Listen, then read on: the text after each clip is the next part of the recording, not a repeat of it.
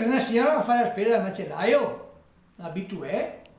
e questo macellaio succede che crea un feeling, va d'accordo, se piace, cose come, il macellaio va a dire signora stasera andiamo fuori a mangiare la pizza, vabbè io fuori a mangiare la pizza insieme, va su un albergo, fa quello che ha da fare, poi va a casa, mattina arriva la signora va al macellaio, fare le spese da nuovo, trovare qualcosa, quello che manca, e il macellaio dice, buongiorno signora, buongiorno, dice che ha piasso ieri sera che tu sta contenta, veramente che tu sta contenta, e è stata l'unica volta che mi dà carne tenera.